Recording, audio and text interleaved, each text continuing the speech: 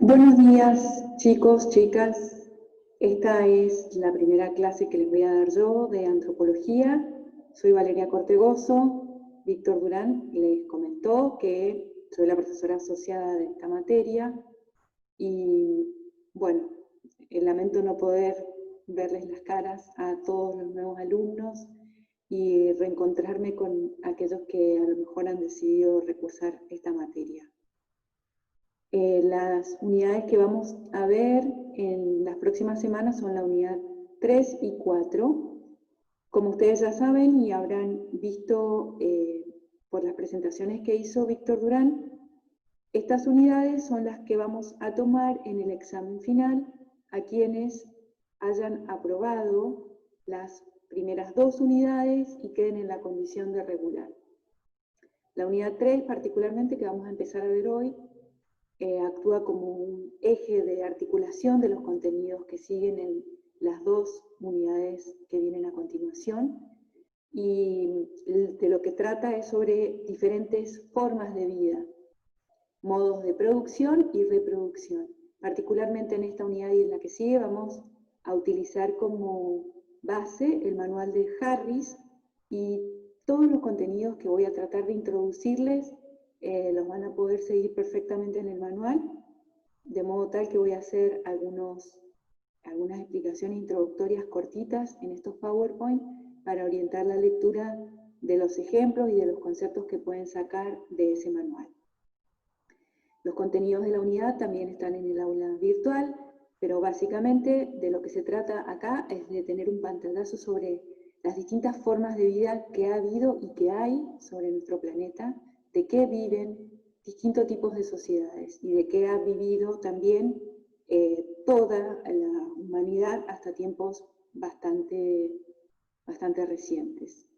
Seguimos, como dije, a Harris en esto, así que el contenido está estructurado de alguna manera en función del marco teórico del materialismo cultural, del cual ustedes ya han visto los fundamentos en las unidades previas. Una pregunta inicial que deben tener en mente para entender de qué manera están estructurados los contenidos en esta unidad, siguiendo a Harris, es pensar cuántas personas pueden vivir en un determinado ambiente. ¿Cuál es el número de personas que pueden vivir, por ejemplo, en un ambiente de altitud, como el que vemos ahí, en una selva o en un desierto? Si alguna vez lo han pensado, podemos reflexionar sobre esto, y si no, ir pensando en qué ofrecen estos ambientes y qué limita el número de seres humanos que pueden vivir juntos en distintos ecosistemas. Lo primero que tenemos que decir para anticiparlo es que podemos pensar en un desierto como en el de Arizona y ver una recreación de una forma de vida tradicional como la que estamos viendo en la presentación, de gente que puede vivir de la caza y la recolección de frutos silvestres, o podemos ver un proyecto con tecnología del siglo XX, en ese caso el de la biosfera en el mismo desierto,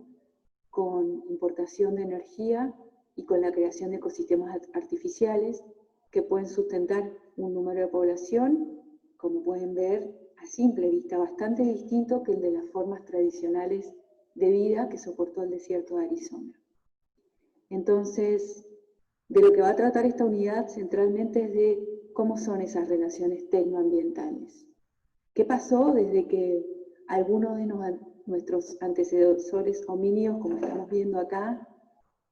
fabricó herramientas para extraer energía del interior de los huesos, como pudo haber sido el Homo habilis,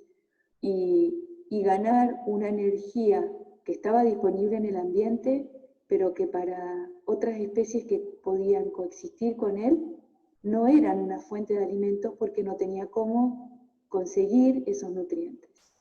Entonces vamos a ver en esta unidad, desde las formas más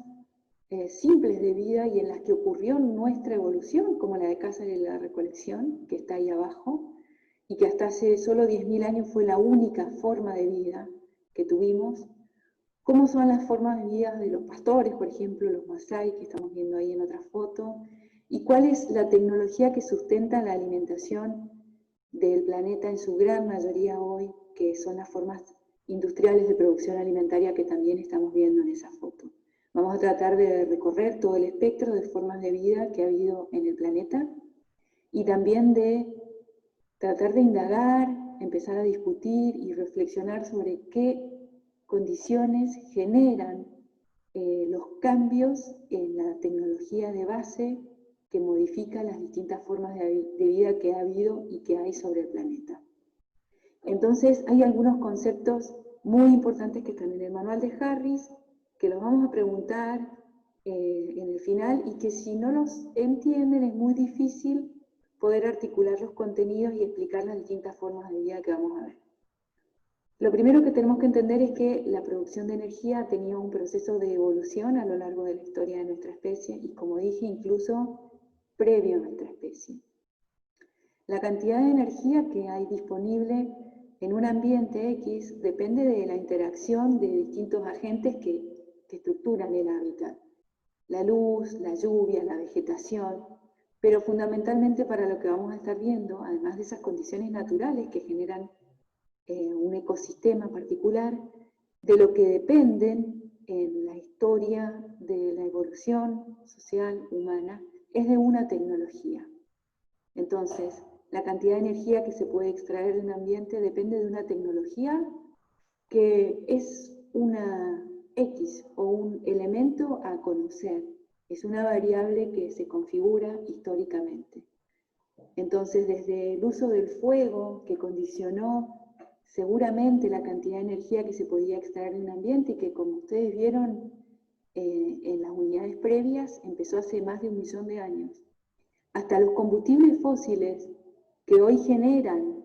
la extracción de energía básica de nuestros sistemas alimentarios, la evolución de la producción de energía no ha dejado de modificarse en la historia humana e incluso previa. Tienen perfectamente cuáles han sido los grandes saltos e hitos en la historia del cambio en la producción de energía en nuestra especie en el manual de Harris. En función de los cambios principales en los modos de producción alimentaria y en la base tecnológica que posibilita la extracción de energía del ambiente, vamos a ver 4 formas de vida básicas a lo largo de esta unidad. La caza y recolección, que como dije, ha ocupado el 99% de la historia humana y es el contexto en el cual se desarrollaron nuestros atributos biológicos y culturales. Hacia el comienzo de la expansión europea, todavía 1/3 de las masas terrestres estaban ocupadas en el planeta por sociedades que vivían de la caza y de la recolección. Así que va a ser un tema central en esta unidad y vamos a ver ejemplos clásicos de cazadores y recolectores, como los que estamos viendo en la foto, los Hadza o los Kungsan del desierto de Kalahari, sobre los que está el ejemplo de ecología de cazadores en el manual de Harris, y que seguramente es el ejemplo que normalmente ustedes usan en los exámenes finales. Pero también está la agricultura, que vamos a ver que apareció. Antes de que pensaba que en pocos lugares del planeta, y sabemos que en muchos lugares, en un proceso que está asociado al cambio climático que aconteció en los últimos 10.000 años,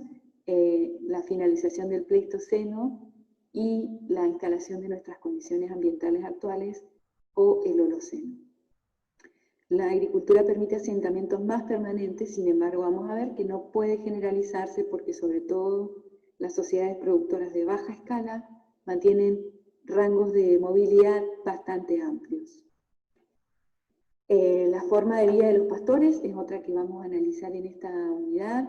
Vamos a ver el ejemplo de los pastores Masái de África, que es el que trae Harris, pero también están disponibles en el aula virtual y ustedes pueden indagar sobre pastores que hay en muchos ecosistemas mundiales y particularmente en nuestra región, porque Mendoza es una provincia que tiene pastores criadores de cabras, tanto en el desierto del noreste de Mendoza como en el sur, los puesteros de nuestra zona cordillerana de Malargüe. Entonces, los conceptos fundamentales que estructuran, como dije al principio, el contenido de esta unidad son el de expansión, intensificación y cambio tecnológico. Es importante que revisen esos conceptos en el manual de Harris, y que puedan entenderlos para entender cómo cambia una forma de vida, cada forma de vida a la siguiente en la evolución humana. La capacidad de sustentación es el número de personas que pueden vivir en un determinado ecosistema con una tecnología concreta, que como dije antes, es un factor que se estructura históricamente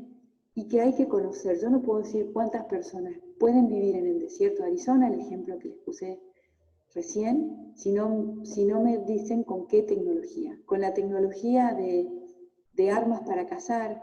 con proyectiles de piedra, un puñado de personas. Vamos a ver que la caza y la recolección sostiene demografías muy bajas en los ecosistemas donde se viven, porque los cazadores y recolectores mantienen su nivel de existencia muy por debajo de la capacidad de sustentación del ambiente en el que viven. Sin embargo, importando tecnología o combustibles fósiles, como veíamos en el otro extremo de foto del desierto de Arizona, pueden vivir un número mucho más grande de personas. Entonces, la tecnología impone un límite al número de seres humanos que pueden vivir en un medio ambiente. El límite superior de población que puede vivir en un lugar X con una tecnología X se denomina capacidad de sustentación. Entonces se mide el número de seres humanos. ¿Cuántos seres humanos en general por kilómetro cuadrado? Y como dije, entonces depende desde las demografías muy bajas que puede sustentar una forma tradicional de extracción de energía como la de los cazadores-recolectores, hasta el número creciente de personas que pueden vivir en un ecosistema utilizando, por ejemplo, combustibles fósiles. A lo largo de esta unidad vamos a ver cómo ha crecido sensiblemente la demografía humana desde las pocas personas que vivían en todo el globo hasta hace 10.000 años y cómo ha crecido exponencialmente el número de seres humanos a partir de la generación de nuevas formas de energía para extraer alimento del ambiente. Vamos a revisar en esta unidad esta curva de capacidad de sustentación y población que ha tenido un crecimiento exponencial desde el siglo XVIII, por poner un tope en adelante, y cómo se prevé que la capacidad de sustentación de nuestra población pueda tener una caída abrupta si no encontramos una forma de sustituir los combustibles fósiles, el uso de petróleo básicamente, que hoy sustenta la generación de energía y de alimento que sostienen los casi 8.000 millones de habitantes que hay en el planeta. Entonces, hay algunos conceptos que están en el manual de Harris, como la ley de rendimientos decrecientes, que predice qué ocurre en determinados ecosistemas si se alcanza permanentemente el punto de los rendimientos decrecientes o la capacidad de no poder extraer más energía del ambiente con la tecnología que se está usando. A lo largo de la historia humana, las respuestas frente a esto pueden haber sido para poblaciones incluso previas a la invención de la agricultura, que de algún modo soluciona este problema, la emigración a otros hábitats, el hambre, la muerte, o la más común, que es la adopción de nuevos modos de producción a partir de innovaciones en tecnología. Esto explica entonces los conceptos que ustedes van a ver en Harris, que implica expandir un sistema, esto es generar más alimento, por ejemplo, pero sin cambiar de tecnología, que implica intensificar una economía, y esto es poner más gente a trabajar o introducir una mejora en las condiciones sin aumentar el área de producción de alimentos, es decir, en el mismo espacio que se disponía antes. Esto es aumento del tiempo de energía dedicado a la producción. La intensificación, entonces, poner más gente a trabajar en el mismo ecosistema o ampliar el rango, por ejemplo, de frutos, de animales que se estaban explotando, conlleva a nuevamente alcanzar el punto de los rendimientos decrecientes, llevar a ese ecosistema al límite de la capacidad de poder seguir reproduciéndose, generando el riesgo de que algunas especies, por ejemplo, puedan extinguirse. Entonces, en la historia humana, muchos procesos de intensificación, que vamos a ir poniendo como ejemplo, terminaron en la necesidad de innovaciones tecnológicas, porque alcanzaron el punto de casi llevar a dejar exhaustos los ecosistemas y, por tanto, a la necesidad de cambiar la tecnología con la que se explotaban esos ambientes. Vamos a ver muchos ejemplos de esto a lo largo de esta unidad para que estos conceptos vayan teniendo